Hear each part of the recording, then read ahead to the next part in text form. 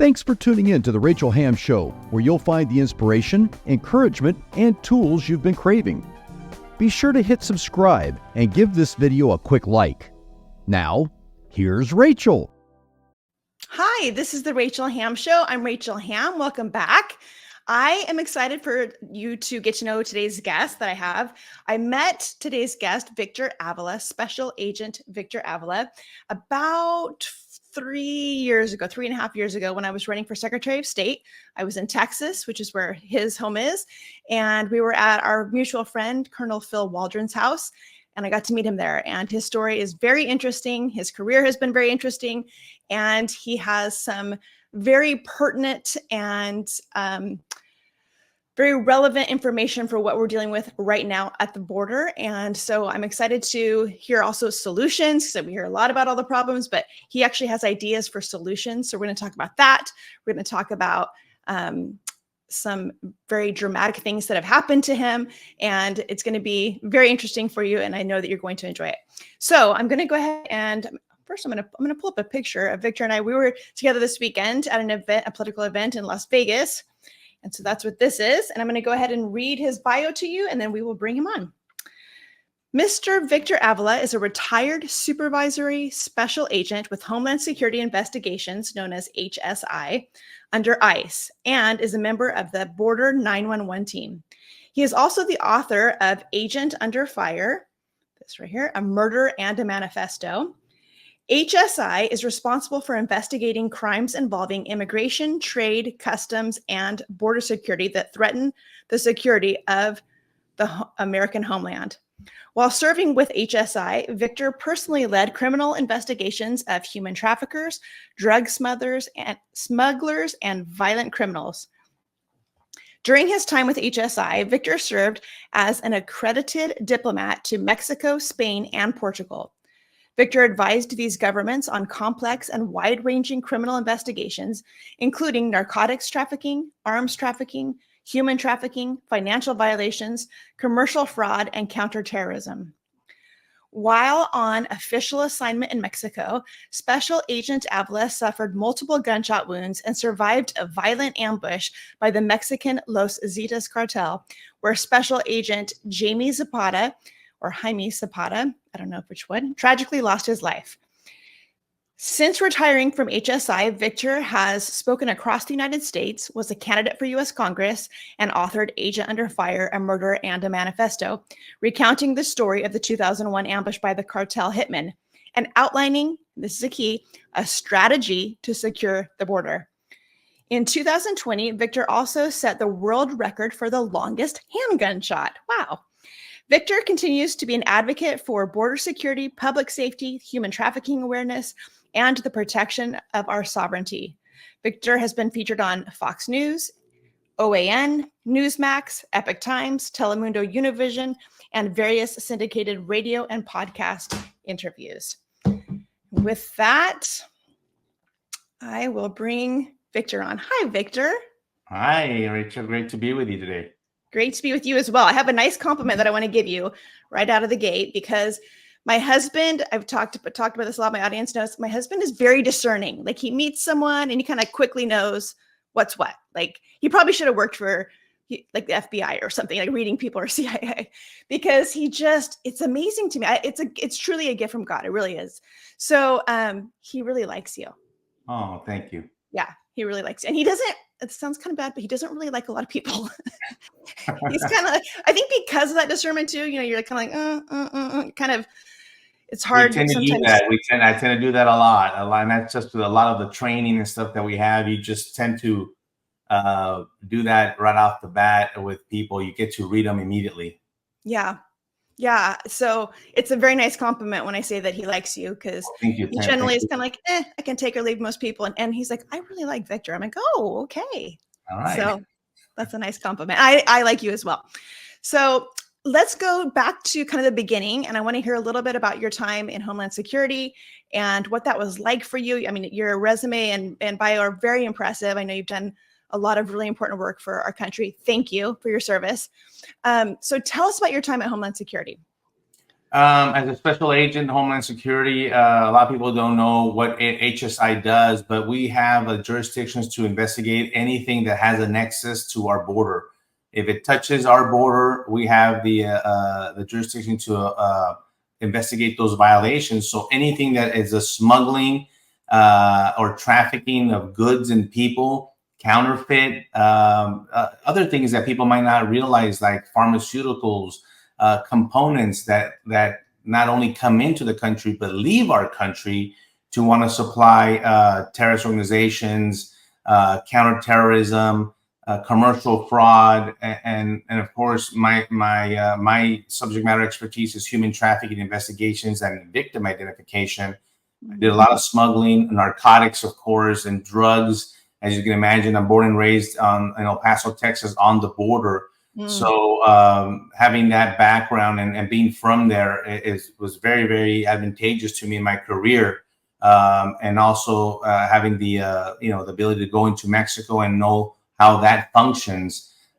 Eventually, and I'll share with you, my career took me into Mexico and as a U.S. agent to work on that side of the border to really understand what is going on. And let me tell you, there's a lot of things, and you're going to hear me talk a lot about Mexico because that's the country that is attached to us. That's the country where all these millions of people are coming through, and nothing is being done on that side. Nothing is actually being done on this side of the border under this administration. So it's a vital role of the Mexican government. And when I want to make something clear, I'm not talking about the Mexican people. I'm talking about the corrupt Mexican government and their inability or blatant ability to allow cartels and all this crime and illegal immigration to come through their country into ours. So I investigated all these types of crimes, both in Mexico and in the US, and of course also in Europe. And so I understand the different types of borders, the different types of countries, and really want to bring and have the ability to bring those solutions to fix this chaos that we're in. So obviously a lot of the people coming across the border are not Mexicans. We kind of, I think especially if someone's not really informed on the issue, you can kind of just think you have a certain idea of, okay, it's Mexican people who are really down and out and are poor and are just coming looking for a better life, or, they're really oppressed, and that's who's coming across the border. And, we should just all have a lot of compassion for them. I know some of my more liberal friends, that's really their stance. And they're really upset when I talk about the need to close the border because they really believe that. Now, I've hopefully convinced them otherwise, that that's not the truth. But is it mostly Mexicans coming across? What is the intention, do you think, at this point of a lot of the people coming across the border? That's a great question because in the last few years, it's no longer just the Mexican nationals and Central Americans coming in.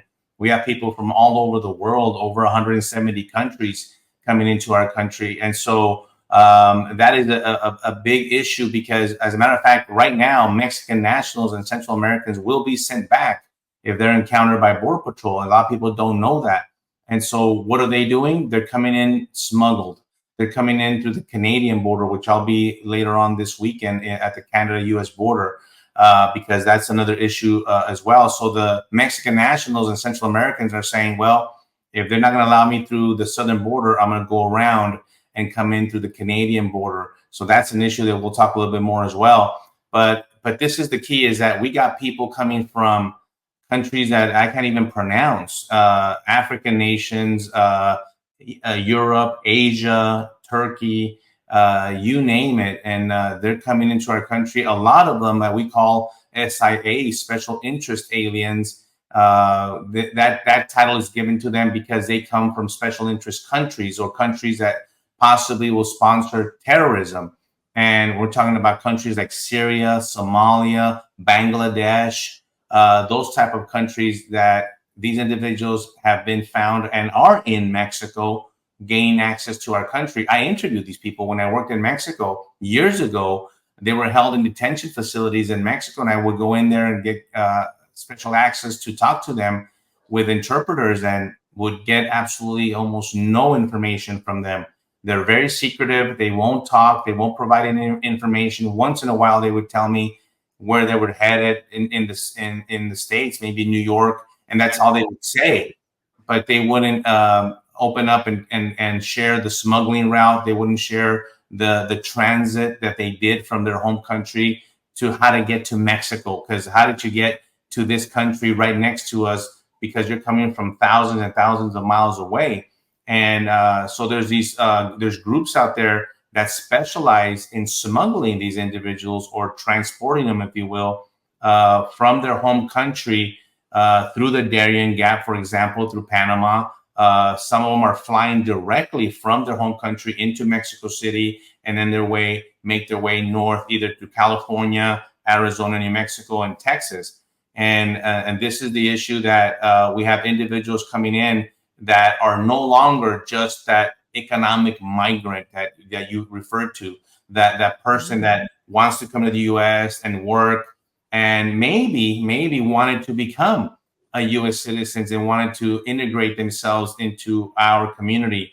I don't see that as a case. Of course, those people still exist, but the majority are not those people anymore. The people that we're seeing now are coming into our country and not wanting to assimilate, not wanting to be part of our Constitution and follow it and our community, because you do have to assimilate to our country. We do have a culture. It's called the U.S. Constitution. It's called faith, family, country, law and order, working hard, not being a public charge to the United States. And you're seeing this. I don't have to prove it to you, because we have so many cases now on a daily basis. I'm getting a text or an email of an individual illegally present in our country committing crimes against our U.S. citizens. And those just frankly outrage me, because we have enough crime in the United States to go around. Now we have to deal with people from all over the world coming here sometimes specifically just to cause us harm. Okay, so if they're not coming here to follow our Constitution and our way of living and all that, what is the plan? Do you think is it more coordinated? Is it just a bunch of individuals? So you have a lot of different categories. I'll give you the one that I think that are one of the categories that I think that they're being sent on purpose, and that might be like the Venezuelans and Chinese nationals. I think they're coming in with specific instructions, and possibly other countries with terroristic ties. They're coming with an agenda. They're coming with they're being told, and this is how they're being operating here in the States. Then you have another category of people coming from these same countries that said, wait a minute, well, the United States is open, so I'm going to go right now, when they really had no need to come. And those I really don't blame, because if I was in one of these countries, I would say, well, I'll take advantage that they're allowing everybody in, so I'm going to go too. And they've sold their houses, they've sold their businesses. And the reason I tell you this is because I actually talked to them. I've interviewed them at the border, and they have told me this. We left everything behind. We sold everything, and we came to the U.S. because they're going to allow us in. Well, now they find themselves in a worse position in the U.S. because now they're homeless. They don't have a job. They don't have any education. And now they're depending on the U.S. government to take care of them. But the problem here, Rachel, is that these people are not, like I said, they're not wanting to assimilate, and they're bringing their culture from their broken countries into ours and wanting to practice that because that's all they know. There's no difference for them. Just the interaction with police in their country is very different than the interaction with police in ours. And there's other things, healthcare, the school systems that are being affected everywhere in our counties and cities, not just the big cities of New York and Chicago that you hear it mentioned a lot in the news, but the smaller towns in Kentucky, Pennsylvania, in North Carolina, in Denver, in Seattle, all over the country, in Texas alone as well. And so it has become a big impact on these communities, an economic impact to begin with, because these small communities don't have bigger budgets to absorb thousands and thousands of people that are coming in, the Haitians that are coming in.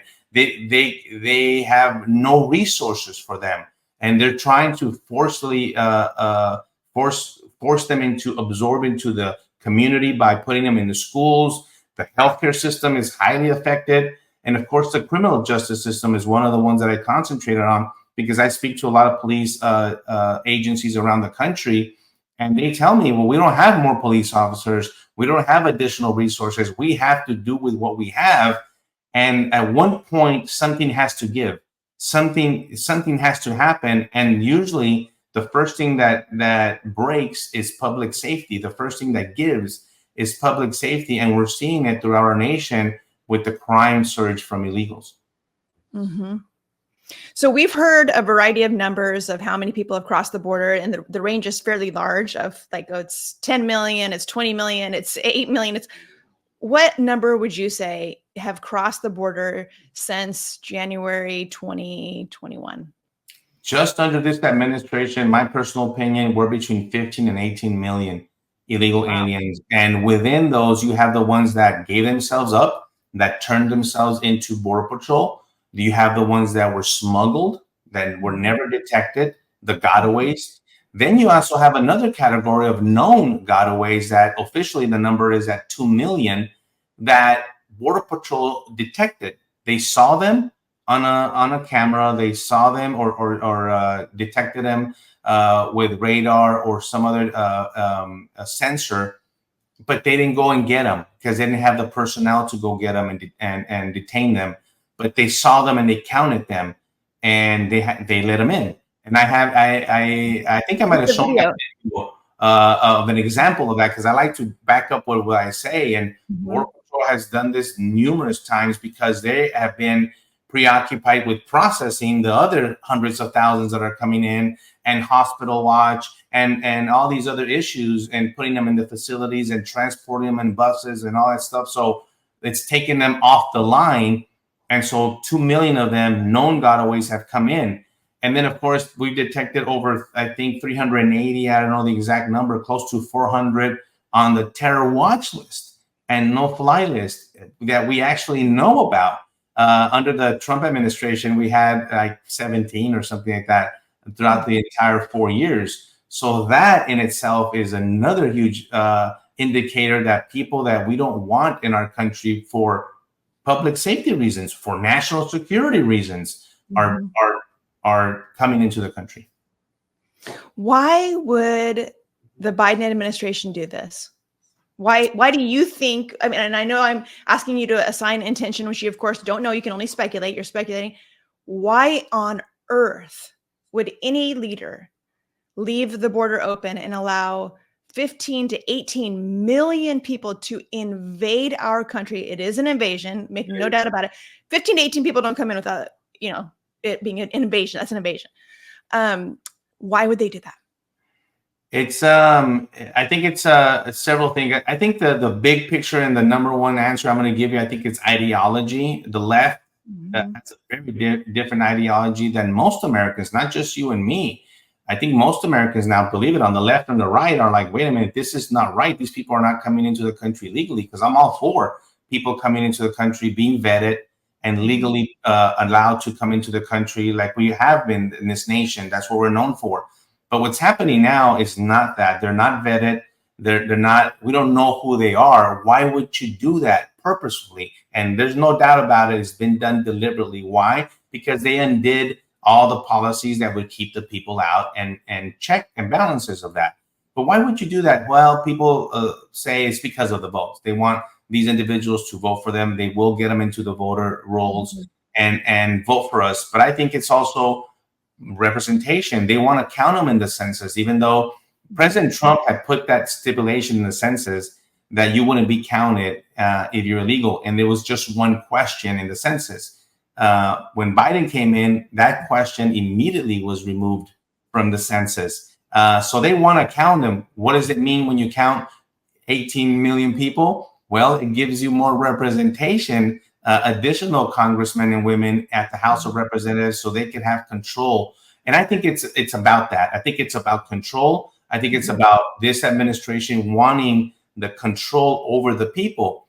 And it's very easy to do that with these people because of where they come from.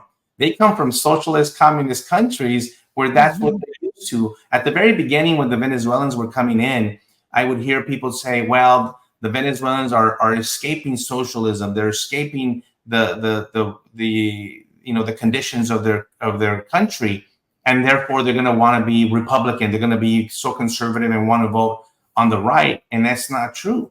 That I think it's completely opposite. They don't know any better. They are used to the government being taken care of and the government telling them what to do. And that's exactly what this administration is doing. They're giving them the housing, they're giving them the money, they're giving them education, they're giving them healthcare, they're giving them everything, just like even better than the socialist countries of where they come from. So they're like, wow, this is great. Now they're taking care of me. I don't have to do anything. And it's put a huge burden on our communities. And one of my things of the solutions is we need to shift that burden back to these countries. We've allowed that burden to fall on the United States of America and on our shoulders, and it's making it very hard. So we need to shift that. And there's very, very different ways of shifting that burden back to those countries to make them responsible for their own citizens. I know President Trump has caught a lot of flack for talking about how a lot of the people are coming from prisons and, psychiatric hospitals and that kind of thing. But isn't that true?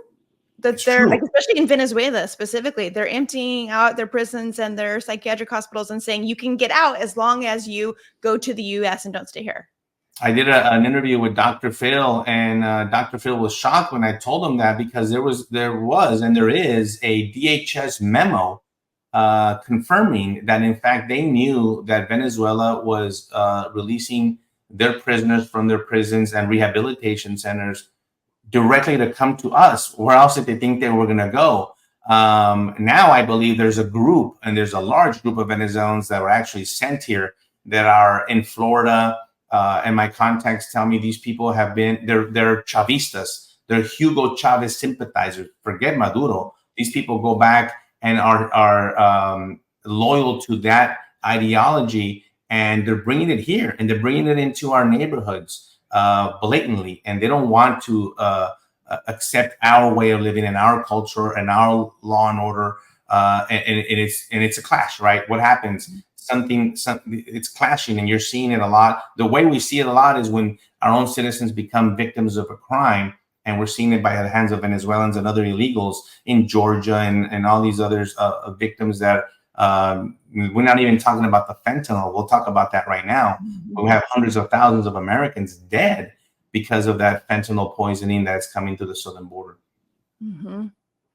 Now, if I understand it correctly, human trafficking is actually maybe worse than the drug trafficking, though? Would you say that's true? So this is what happened with the drug cartels, and I call them that right now because that's not what I call them anymore. They used to be the drug trafficking organizations. We used to call them DTOs, and they're no longer that. I think they're terrorist organizations because they have now taken over the human smuggling and human trafficking. They realized that these humans pay a lot of money. When I investigated and I was a narcotics agent, it was the drugs, and the human smugglers and human traffickers were separate from them. They really didn't interact. That's not the case anymore. The drug cartels have taken over all of it, and they realized, wait a minute, these human beings, first of all, they're going to pay a lot of money just to get smuggled into the country. And I want to make clear, there's two types of violations here: smuggling and trafficking. And it's a little bit of a pet peeve of mine when people call smuggling trafficking. It's not. There's a lot of smuggling going on, and that's when the illegal pays a one-time fee to be introduced into the country. Human trafficking is the exploitation of that individual, whether for sex slave purposes or forced labor. There has to be force, fraud, or coercion involved in for it to be human trafficking. But human trafficking is also out of control now because there's no one really stopping them from doing it. Human smuggling can become human trafficking. And as a matter of fact, we've seen a lot of cases now that the illegals owe the cartel money, for them to be introduced and smuggled into the country. The cartel doesn't care if you pay to turn yourself into Border Patrol or you pay to be brought in the back of a tractor trailer. You're still going to have to pay them just because you're coming through Mexico. But I've talked to individuals that are going to Minnesota and other parts of the country that owe that money, and now they have to pay back the cartels, or the cartels tell them, if you don't pay me back $1,000 a month, we will kill your parents in Nicaragua and take the house. So that individual might not even be a criminal, might be a good kid, but they're going to be forced to now do what the cartel asked them to do. And that might be sell fentanyl and meth and other things. Wow. Now, are the cartels just operating in Mexico, and are they just on the Mexico side of the border, or have they come and set up operations within our country?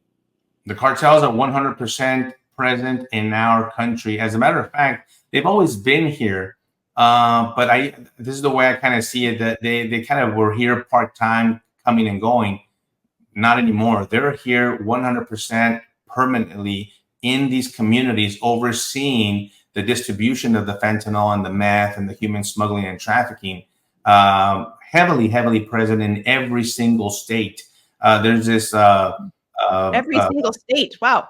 Every single state they're present. I have a map that DEA had put up, and there's dots of what type of cartel is present in what state, and it needs to be updated because now I was in Bozeman, Montana. There's cartel there. There's cartel in South Dakota and North Dakota, places where you don't think cartel would be present, but they are present there. And they work very closely with the gangs here in the U.S. because the gangs are the ones that are distributing the fentanyl and the methamphetamine at the campuses and around. So they work very closely, and they're there overseeing them. They're like reps of these companies, making sure that their illegal activities are followed through. But they're headquartered in Mexico. That's where they're stationed. There's a big war. There's been a big war going on for a while, but right now, as you and I speak, there's a big war going on within the Sinaloa cartel, which is probably the biggest cartel dealing in manufacturing of methamphetamine and fentanyl.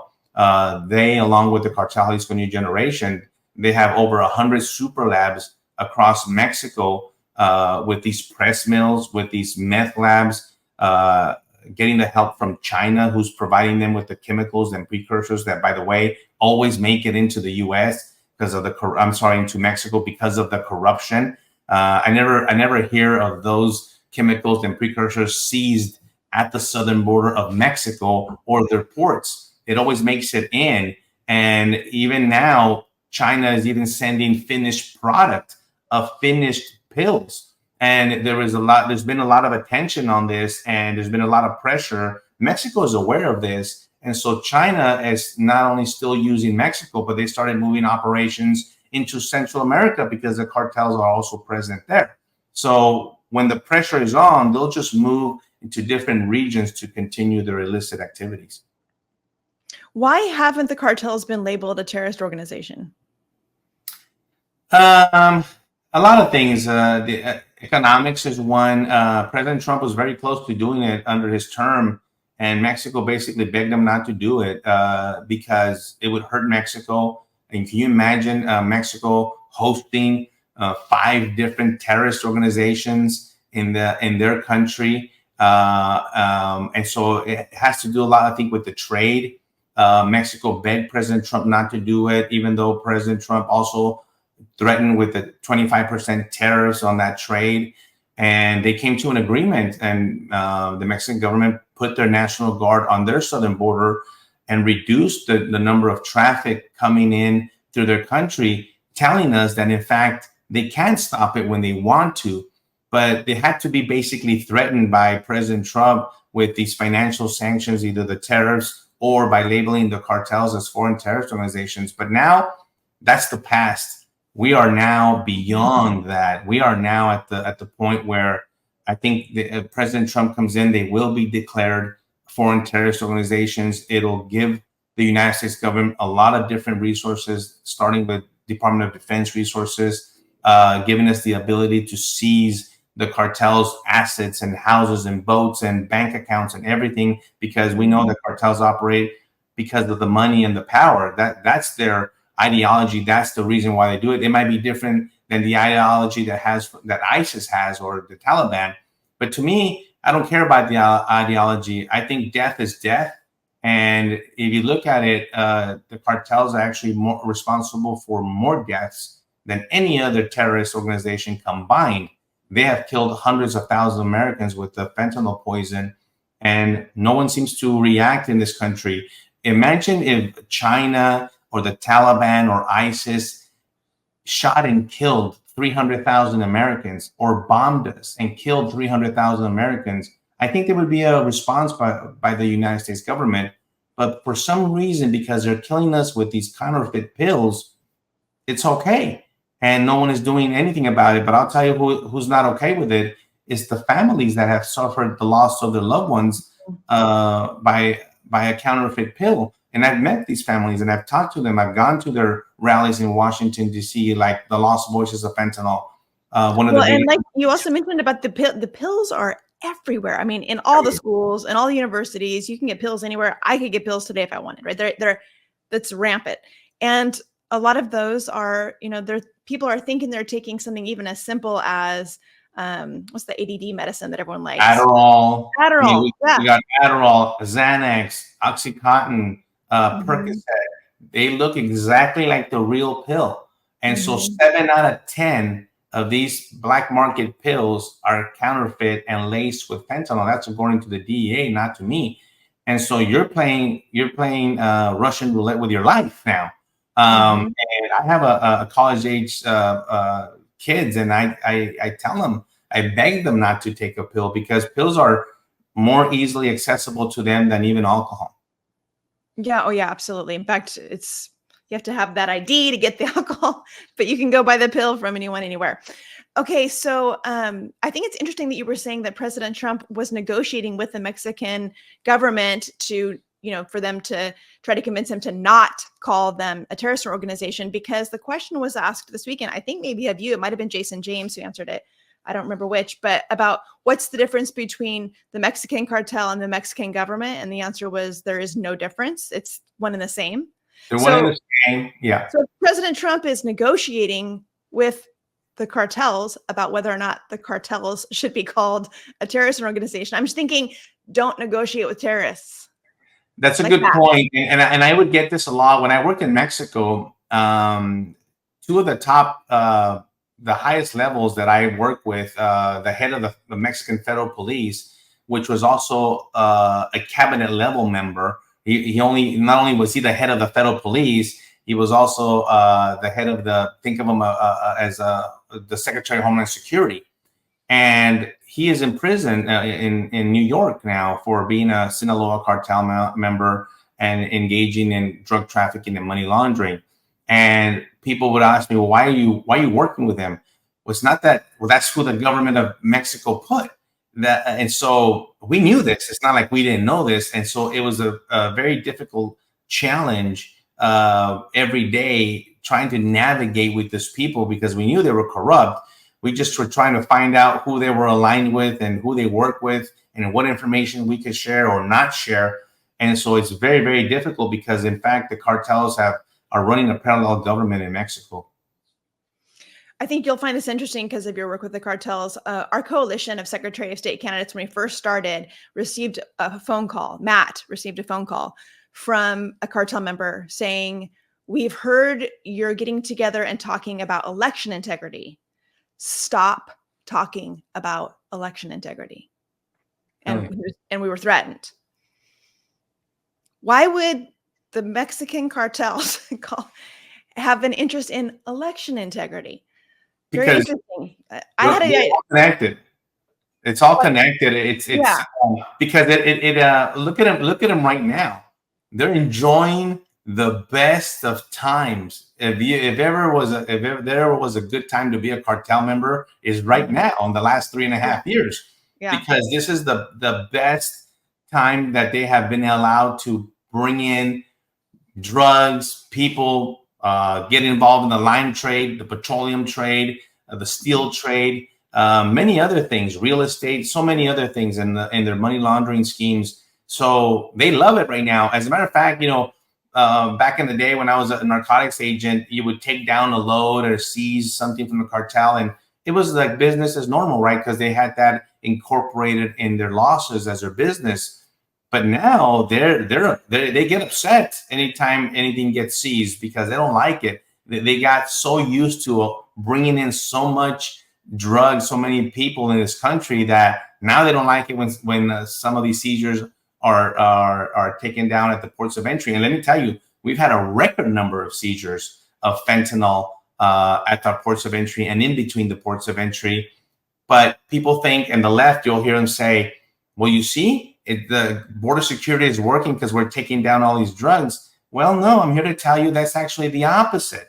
When the seizures go up dramatically, that means that you know what is being handed to us. That means that drugs are being poured into this country completely, almost undetected.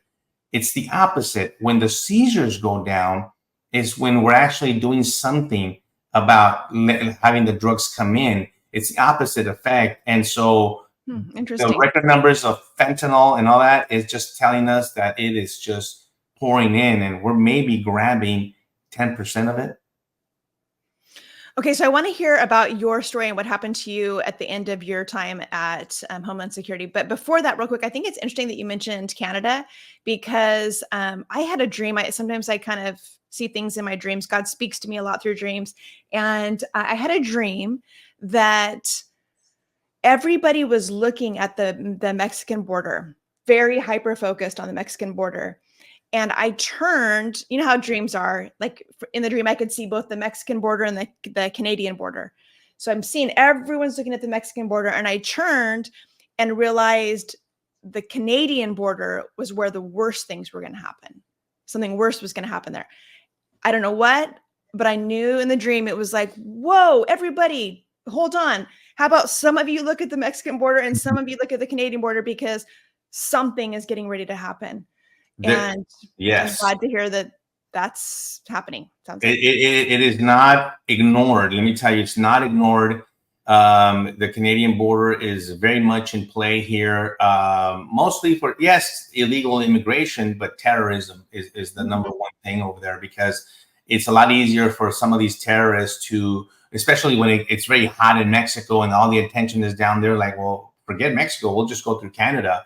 And obviously, we know the lax laws in Canada and Trudeau allowing everybody to come through there. So it is something that is being looked at very closely. That's why I'm going over there, to bring a little bit more attention to the northern border, because we cannot ignore it there. It's not, obviously, it's not the same terrain. It's not the same as a southern border. And there's a lot of areas that we don't have to worry about because of natural barriers. But having said that, there's plenty of room for them to come in through.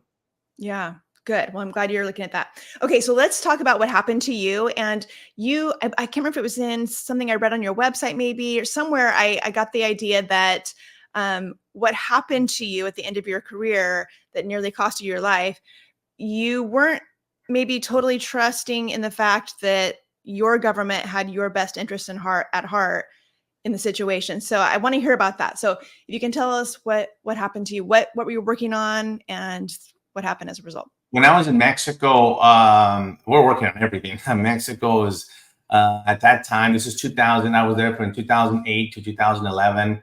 And it was the busiest ICE office in the world. And we were understaffed tremendously.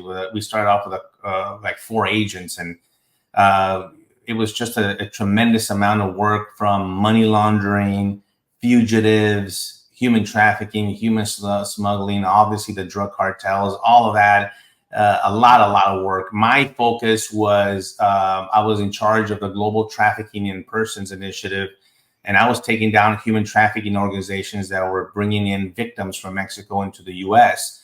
And they would bring them to Georgia, to Atlanta, to New York, Miami, Houston.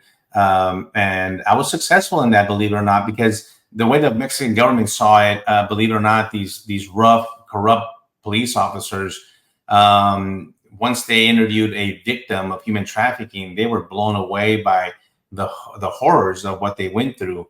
Mm-hmm. And they would get upset and they would say, let's go get these SOBs out of there. And so we would get them, because it didn't have to do with drugs. Then it was still kind of separate from the human trafficking organizations. Like I said before, that's not the case anymore. But I was pretty successful in doing that, and a lot of training of the government as well. I was there under the Merit Initiative, helping the government of Mexico. Not only were we building their police force, literally like their building and the helicopters and the armored vehicles and equipment and training and day-to-day investigative techniques, a lot of training. which, by the way, didn't get us anything. Obviously, our return on investment is zero. It actually is worse. We keep pumping money into these countries and getting nothing in return from them. But nevertheless, we were doing enforcement, and that's the difference. That we were actually enforcing. I was working on Afghan smuggling groups and others. But on February 15th of 2011, we were sent on this dubious assignment that I frantically challenged from my supervisors in Mexico, and got shut down. And Special Agent Jaime Zapata, who was in temporarily from the Laredo office. Can you say what it was you were being told to go do? Now, they asked us to go pick up some equipment from Texas or from Monterrey, from our Monterrey office in Mexico, from Mexico City, to drive on this highway, Highway 57, which is the main corridor from Mexico up there. And they wanted us to bring boxes full of equipment. That's all I knew. That's all I know to date of what they said. They never, all I knew is possibly tracking devices, electronic devices to be used for a big money laundering case that we were working on, and some for us and some for the government of Mexico. But and what was it about that made you say, no, I don't think we should do this? Well, we were prohibited from driving on that highway. The U.S. Cartel? The cartel? The ambassador had put out an alert saying you are prohibited, if you're a U.S. citizen and an employee out of this embassy, you're prohibited from driving on this highway right now because of the Zetas cartel that control a major portion of that corridor. And there have been firefights between the cartel and the Mexican military, Mexican police. We knew that. That's what we did in Mexico. We knew the intel. The memo was there, the alert was there, and my supervisors ignored it anyway and still ordered us to go there. If you wanted to go there, you had to get written permission from the ambassador himself, and that was ignored. So I brought all this up to my supervisors, and I said, why aren't we flying the equipment in? Why aren't we bringing it on a diplomatic pouch, which is basically a van or a vehicle that transports all our mail and stuff? And why there was other ways of bringing it, and all that was already shut down. I was brought in literally the day before on Valentine's Day, told about this assignment on February 14th to go do it the next day. Usually in Mexico, we have enough time to conduct and prepare an operations report, right? And I would get Mexican military or Mexican federal police and other U.S. law enforcement agents to escort us out of there. We never drove on this highway alone. It was always 4 or 5 vehicles escorted by the military or Mexican federal police. And so there was no time to get this done. They said, I want that equipment by close of business day the following day. And so before you even left for that mission, were you suspicious of your supervisor's intentions? No, not them, not their intentions, other than they're incompetent, and you were more questioning their judgment. The judgment for sure. I mean, the judgment for sure. I mean, my supervisor, my direct supervisor, and the other is just incompetence is one word. Do you still think it was incompetence? I mean, like, hearing the story, it sounds like they had a death wish for you. I mean, so I'm wondering. So I'll put it to you this way. I firmly believe they didn't say, well, we want Victor and Jaime to go die, but they put whoever they would have sent on there would have been placed in this type of danger, knowing the different types of danger. Now, we knew the country of Mexico was dangerous. The deputy attaché said, and I wrote in my book, and I'll quote him until I die, that he was unaware of any security issues in Mexico. How dare you say that? The whole freaking country of Mexico is a security issue. And so once I was shut down, I was ordered to go, or else I'll become insubordinate and be, curtailed from the country. So I met Agent Zapata right there. We exchanged communication devices, and I told him, come to my apartment, and we left the following day on early 6:30 in the morning on February 15th. We picked up the equipment, exchanged it from our counterparts from Monterrey, and then drove back. And on the way back, after we had lunch, Agent Zapata took the wheel to help me drive. And I was working on a human trafficking conference and looking for a fugitive. And I was going to take time to work on my BlackBerry back then while he was driving. But within 20 minutes of him driving, we got ambushed by 2 Suburbans or 2 SUVs full of cartel members. Now, we didn't know there were Zeta cartel members at the time. There was just armed men, but they forced us off the shoulder, off the road to the right side of the highway. We got surrounded by about 8 of these shooters with AK-47s and handguns, and they were ordering us to get out of the Suburban. In a lot of the chaos, my partner's door, Jaime Zapata's door, was actually opened, literally wide open, and Jaime shut the door back. And when we locked the doors, my window, we pressed the window button, and inadvertently, my window came down a couple of inches without anybody. Nobody knew that window was down. The armored window was down. And I was pleading with them the whole time with our hands up that we were Americans, that we were U.S. employees, U.S. embassy employees, we're U.S. diplomats. There's a diplomatic vehicle. Look at the plates. Let me show you my diplomatic passport. You're mistaking us for whoever you think we are. We are not. All of this in Spanish, but these guys had evil in their eyes. They didn't care. They wanted us out. And before you know it, they came closer to the Suburban, and that's when 2 of them noticed that the window was down. We kind of noticed it almost at the same time, and they introduced a AK-47, a barrel of an AK-47 rifle, and a handgun right by my head. And I immediately raised the window, and it caught both barrels, and they were, wiggling them, trying to get them in or out, or trying to move them. And without notice, they opened fire into the cabin of the Suburban, striking Agent Zapata multiple times. I got shot 3 times, once in my chest and twice in my left leg. We were able to then crash the vehicle in front of us to try to get out of the area. But our Suburban rolled from the far right shoulder to the median of the highway, and that's where it ended up. This whole time, they shot over 100 rounds at the Suburban, thinking they were dead. They left, but one of the Suburbans of these killers turned around, did a U-turn, parked right in front of me, right in front of the Suburban. They looked at me with AK-47s, and they saw me and I saw them, and they just opened fire. And there's pictures, if you see them online, where the 2 globes, the white globes, and the armored window, the bulletproof window, saved my life. And I just froze there, and they got in their SUV thinking, I think they had killed me, and they left. And I called for help. I called the U.S. Embassy. There's a recorded phone call online that people could hear. And I called the only person that I trusted in Mexico, and that was the head of our vetted unit. I called him in Mexico City. He was able to deploy a helicopter to come save us. But this whole time took 40 minutes, which is a long, long time for help to arrive. And you realize, I'm of Mexican descent. I know the country of Mexico very well, but I'm not from there. I was born and raised in Texas, and I had never lived in Mexico until I lived there as an agent and a diplomat. And you quickly realize you're not from there, and you feel very lonely, and realize that for all intents and purposes, you could have been in China. That's how foreign I felt there, especially with the corruption and things that happened after what I call the aftermath. And it was a horrible, horrific event.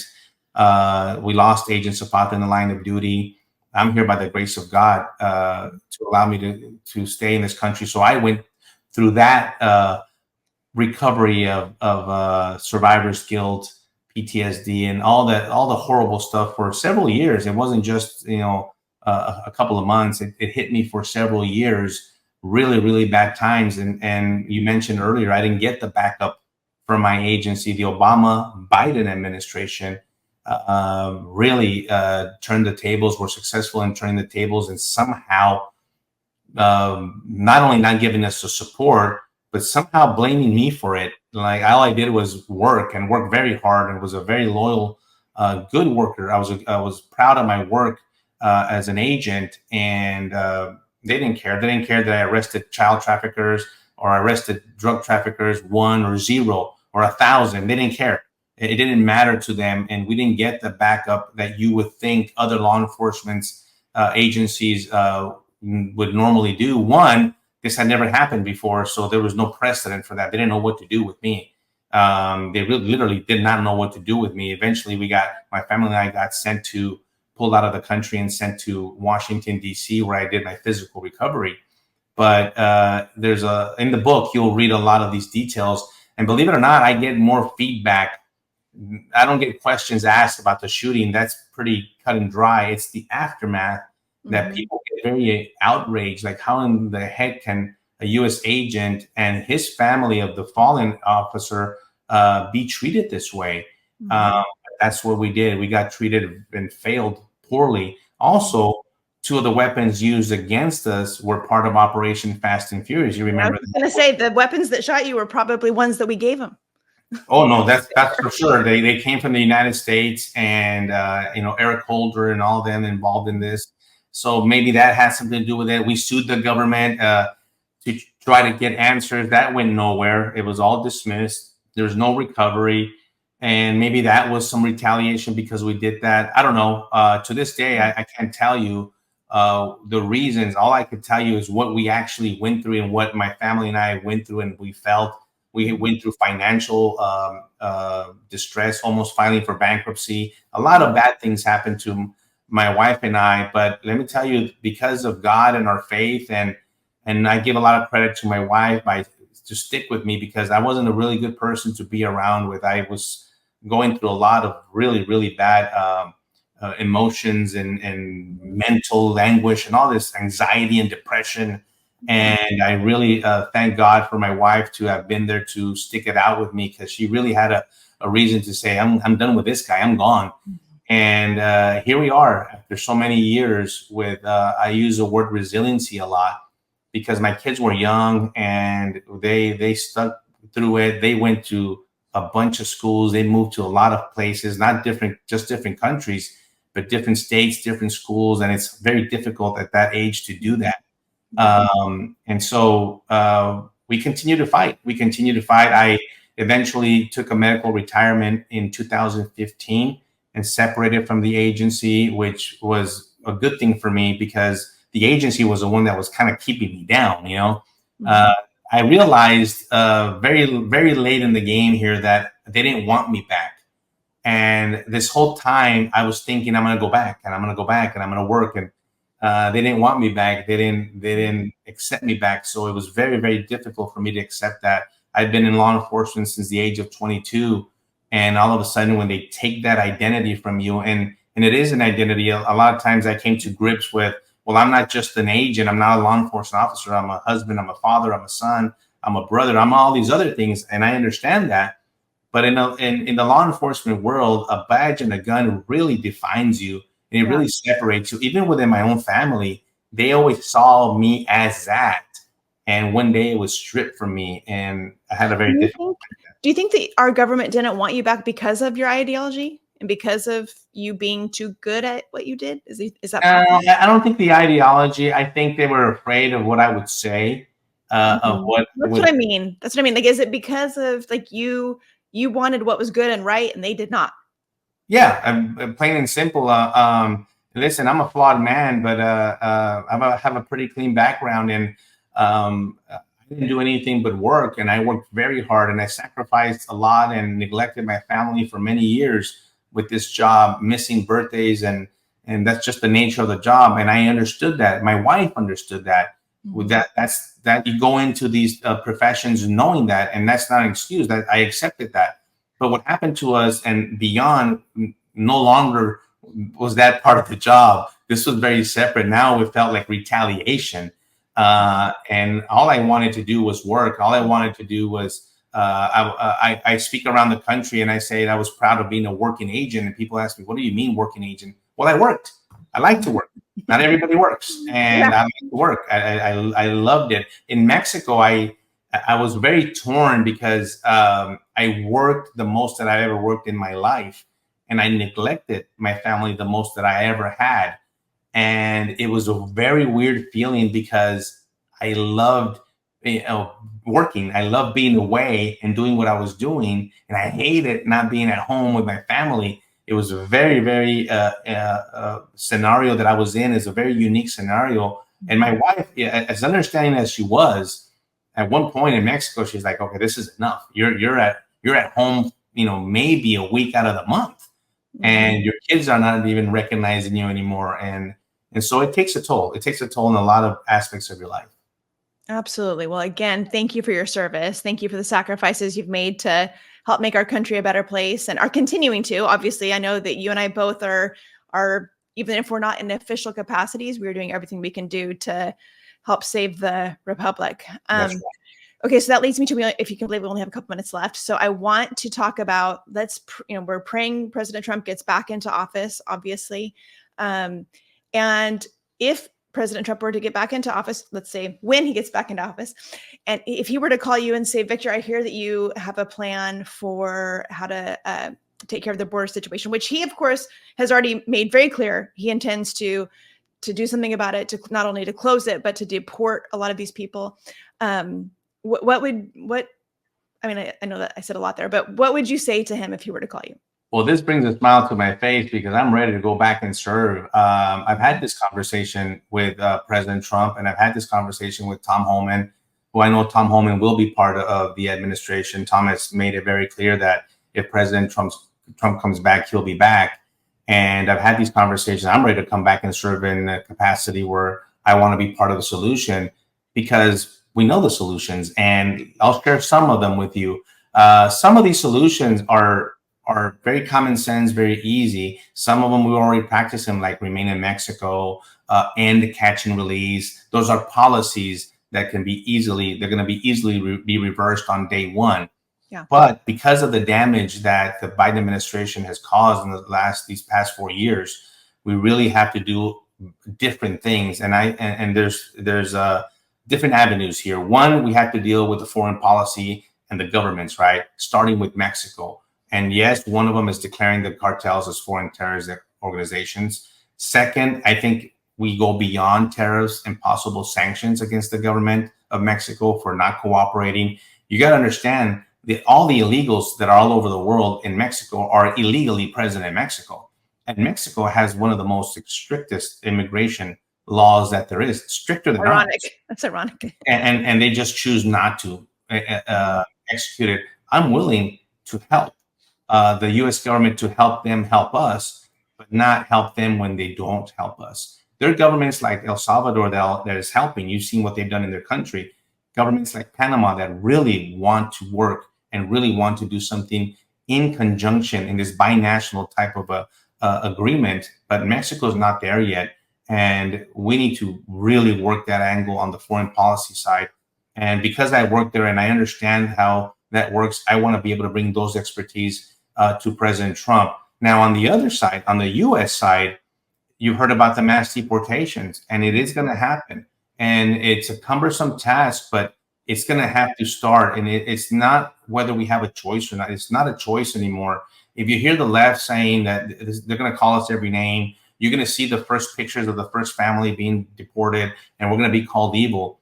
But we are at a point now that we have to not only protect our public safety and national security, obviously, but really show the rest of the world that we are a sovereign country and we're not going to allow you to disrespect it and violate it like you have every single day for the last 4 years. And the way you do that is by starting to remove people from this country that are here illegally. You get the criminals out. You get, there's millions of people with a deportation order ready to be deported that are walking around our country. How about we go pick them up? How about the overstays that have come into this country? That is the majority of the illegals in this country came in with a visa on an airplane and they overstayed their visa. They're completely illegal too. They're going to have to go. So I want to present some programs. I'm not going to share a lot of details here, but I want to present a program to President Trump where we will do that. We will do it in phases. We will do it in groups. There's a lot of different groups of illegals. You cannot, kind of takes me back to DACA. They want to give everybody DACA a path to citizenship. You can't do that. This requires individual vetting of each individual. You cannot lump in an MS-13 gang member or a Tren de Aragua cartel member from Venezuela in with a poor migrant that has never done anything other than come in illegally. You do have to separate that, and I know how to separate that. It doesn't mean that they don't get removed. It's just that they get removed differently, and there's different avenues for them to possibly come back. Gotta get removed, and then maybe you'll have the ability to come back. If you've committed a crime in this country, illegally, you're never going to come back. You're not going to get the opportunity to get that chance to come in and rape another one of our kids or break into someone's garage or murder somebody. That's not going to happen anymore. And I think that when that message goes out, not just from the government, the US government, but the message goes out from the illegals themselves, that's when we need to change. Is they're here because of the magnet, they're here because of the everything that they're getting, but they're also here because the illegal keeps on calling their cousin and their family and their friends, hey, I made it, I did it, come over. Come on over. You might get raped, you might get beaten up, you're gonna get robbed, you're gonna get extorted. But guess what? All that, despite as bad as it is, you might even die, because we have the record number of people dying on the border, of drowning, of cooking in the sun in the desert. So they still come. That's not a deterrent for them, because the factor that that person calling in from Georgia, from Houston, Texas, said, I made it, is enough for them to make the journey. Well, now the call that we want for them to make is, don't come. I am in prison. I've been prosecuted for illegal reentry, illegal entry, or for committing a crime in the US, and I'm being removed. You're going to go to prison if you come to this country. That's what we need to go back to. And that needs to be spread out throughout the world. Once you do this, and let me tell you, the deportation requires a lot of help from the locals and the state. And President Trump has mentioned this. And he's a little bit more optimistic than I am about that. He thinks that we're going to get the help right away. A lot of jurisdictions are going to help them, but there's going to be those sanctuary cities that are going to fight us. And not that's what I was going to ask you about sanctuary cities. So how will that affect the work that you could do to deport all these people? Because like I live in California, right? So it's like, the funding's going to stop. That's the easy part. Exactly. It should. Cut them off. It should. You can't openly say we're going to break the law and expect to. No, you're going to cut them off. And President Trump has already said, as a matter of fact, he said it not so long ago in the campaign trail, I am going to defund and not get any money to these cities. You're not going to cooperate for the federal government. We're not going to give you money. And that's millions of dollars, multi-millions of dollars. And sheriffs and police. Sheriffs and police. No longer are we going to allow the mayors and county judges of these cities to dictate to our sheriffs and our chiefs of police what they can and cannot enforce. The law is the law. I don't know if I gave you this example, but it's like telling the mayor of a city, telling the chief of police that you're no longer going to enforce DWIs. Well, how stupid is that? Oh no, you're going to pull people over and you're going to identify them as drunk. And as soon as you do, you're going to let them go. That's ridiculous, right? Because what's going to happen? Eventually somebody's going to die. Well, that's exactly the same thing that's happening at the southern border. It just happens to be Border Patrol. But for some reason, because it's immigration, it's become political. Well, what's happening? Death is happening. Drugs is happening. Sex trafficking is happening. Forced labor is through the roof right now of young people. There was a big case in Florida of 9, 10, 11-year-olds working at a food plant. It's happening. I even did a case when I was in Mexico of a Chinese smuggling case from China, Mexico to New York, and they were being put in sweatshops in New York. So this has been happening without enforcement. There's groups out there. I know Boston ERO is doing a great job in arresting a lot of illegals, but they need more resources. We need more help, not just ICE, HSI, but maybe the U.S. Marshal Service, maybe the National Guard to help us. That's how you do it. I put a solution in my book of a surge that I want to see down at the southern border for about 18 months to 2 years of almost every single Border Patrol agent down there. If you're assigned in Washington, D.C., I don't need you in an office. I need you down at the border. ICRO down at the border. Let's fix the border. Let's detain it. Let's secure it. And then we work from there. Then you have the issue, after all that's said and done, to help the people in our country for the rehabilitation process that have been addicted to the fentanyl. We do have a problem in this country, and you can't ignore it, that we're the ones consuming the drugs. We're the ones consuming and buying the children and the sex slave trade. Where do you think so we have to deal with that issue as well. Yeah, we do. A lot.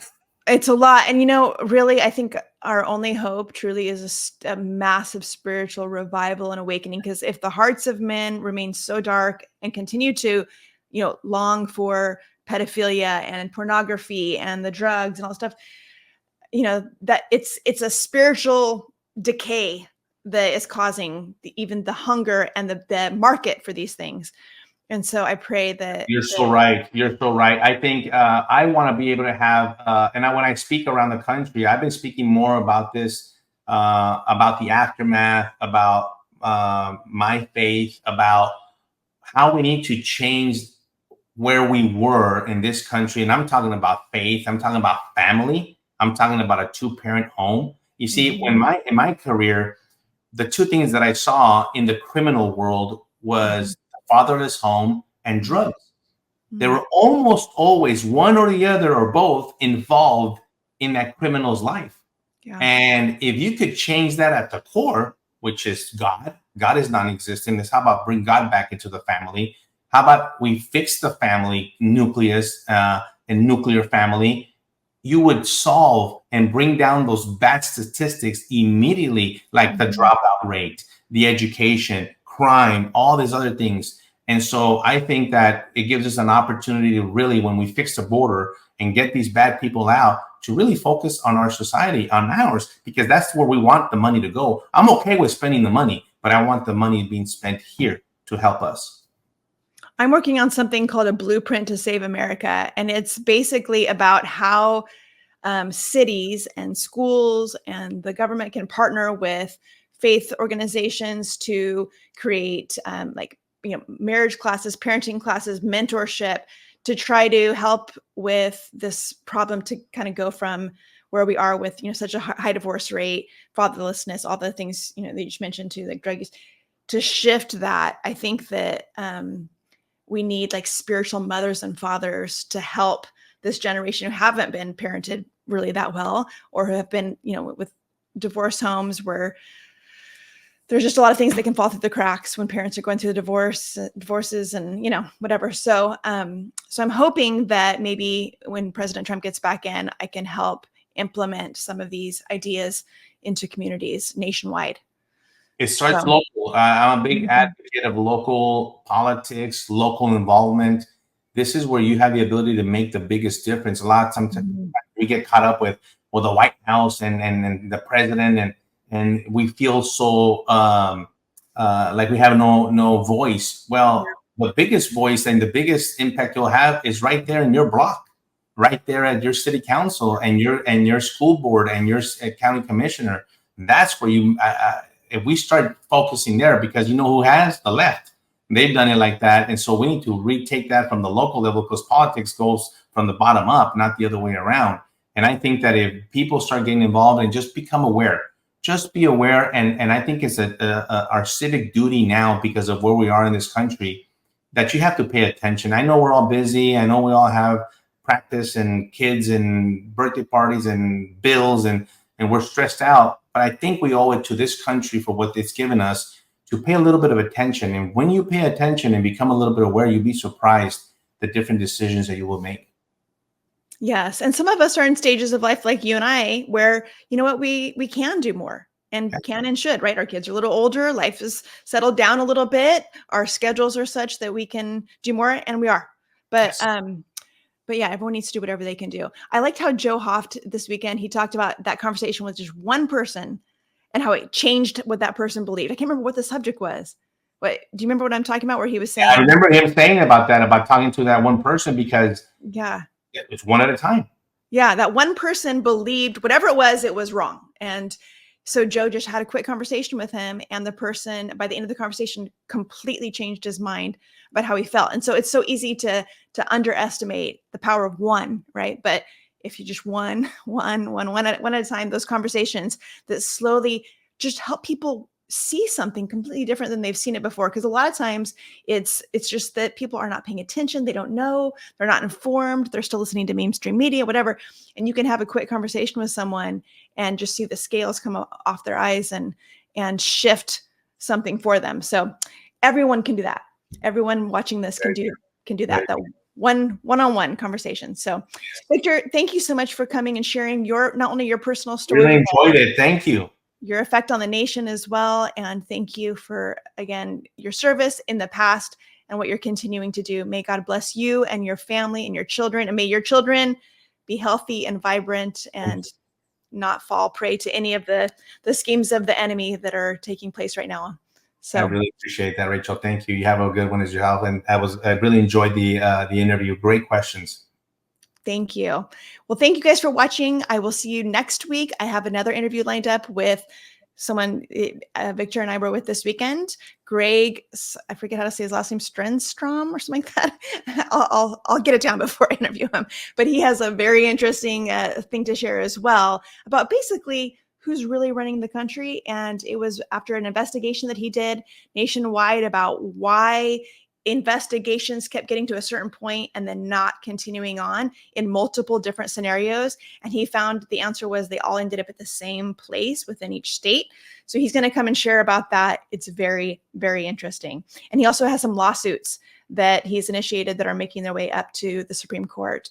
So he's going to tell you about that as well. It's going to be very interesting. So join me for that interview. I'll advertise it and you'll know when it's coming. Victor, thank you. God bless you. And to my audience, God bless you and know that you are loved. See you next time. Thanks for watching The Rachel Hamm Show. If you found value in today's content, would you consider giving a gift? Any amount is appreciated, and the links to give are in the description box below this video. Or perhaps you'd like to buy one of Rachel's products so she can continue bringing content like this to you. All the links to purchase her products are in the description box below the video. To find out more about Rachel, you can go to her website, rachelhamm.com. That's Rachel, Hamm.com. See you in the next episode of The Rachel Hamm Show.